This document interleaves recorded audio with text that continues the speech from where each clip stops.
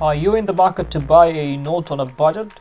Well, today I'm going to review this Redmi Note 8 and talk about pros and cons of this phone.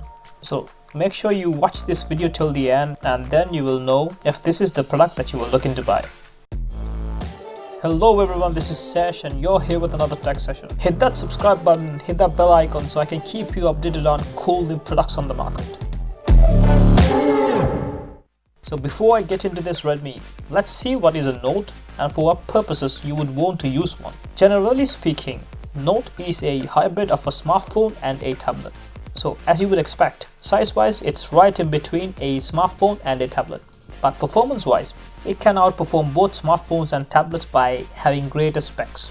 In the past, although Samsung was the pioneer to land this in the market by large numbers, now many smartphone companies tend to get into the Note market. However, while Samsung are targeting the higher end of the specs, companies like Xiaomi have moved to own the budget category of the Note market with relatively lower specs of enough capability. So imagine you're outside and you want to take some photos, but your camera is too big to carry. Or you want to read any material, watch your favorite TV series, play a game, edit your photos, but your tablet or your notebook is too heavy and not so portable. And also your smartphone is too small to do any of that, then a Note will come in handy. Now let's get back to this Redmi Note 8. It offers a teardrop style front camera setup, but due to this considerably larger Redmi logoed bezel, the screen to body ratio is around 82%. On the back, you get this quad camera setup and also the fingerprint scanner. It has a glassy finish on the back and I have to admit, it is a fingerprint magnet. It weighs around 190 grams and comes in 3 different colors. Well, overall it's a premium design. They have shrunk the fingerprint scanner by a considerable margin, and in my opinion, having this on the back of the phone helps a lot, because with a phone as wide as this, it is much more comfortable to grab the phone and reach the scanner which is on the back of the phone, rather than moving your thumb across the front display to unlock it. Face unlock is also available if you don't fancy using the fingerprint scanner. This phone is packed in a quite large 4000 mAh battery, and as Xiaomi claim, it can last for 2 days, which I think is highly subjective. However, fast charging is available with this and an 18-watt power adapter is also included in the box. It would take about 1 hour and 50 minutes to fully charge this device.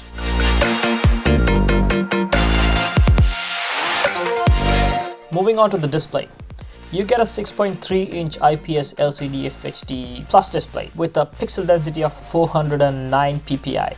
The screen can offer a pretty decent amount of brightness out of it with a maximum of 500 nits, and that's about the same which the Redmi Note 7 offered. It has 3 different color scheme settings and you can set it according to the task that you're doing with this device. You also get a separate reading mode setting which will reduce harmful blue light and keep your eyes protected while using this to read content. And with MIUI 10's dark mode switched on, it will also be able to save you from having eye strain, especially in the dark and low light environments.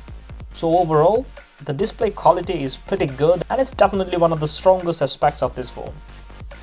Talking about sounds, the single speaker at the bottom delivers a strong and loud audio performance out of it. Although the mids and highs are quite present, what is not so present is the low end. However, on the plus side, you still get a 3.5mm jack to make things easier for you.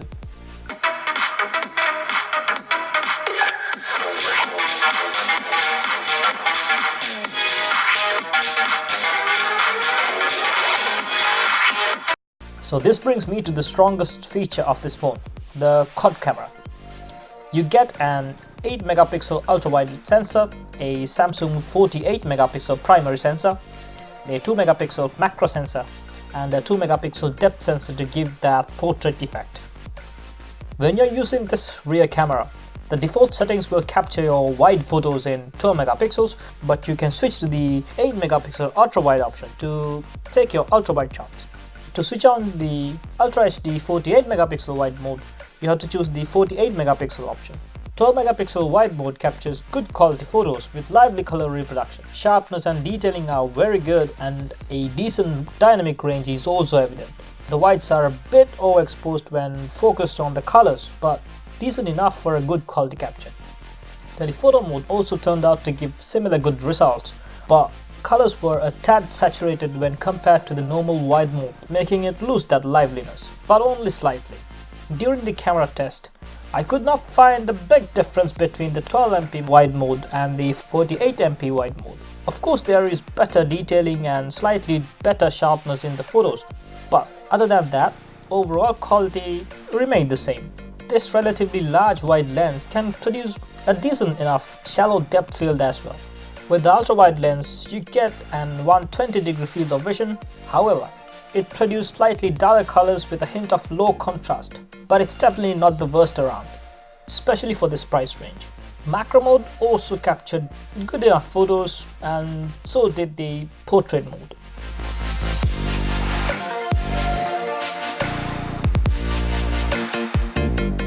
13-megapixel selfie shot using the front camera were good as well. The colors and the contrast were great, although the dynamic range was somewhat narrow at times.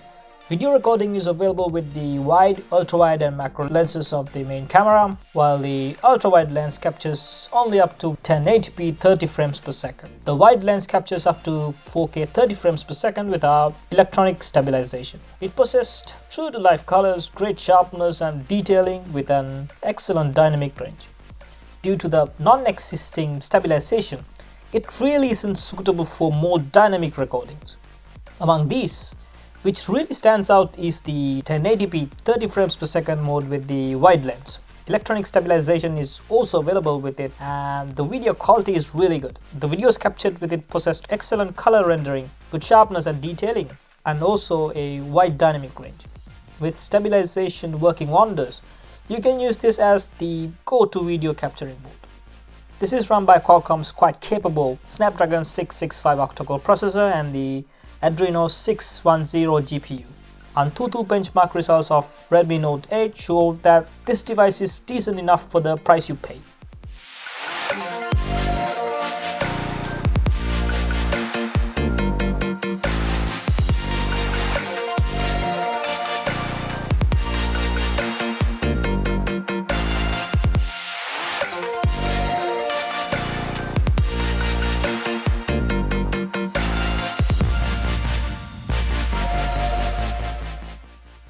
So let's round this up with its pros and cons.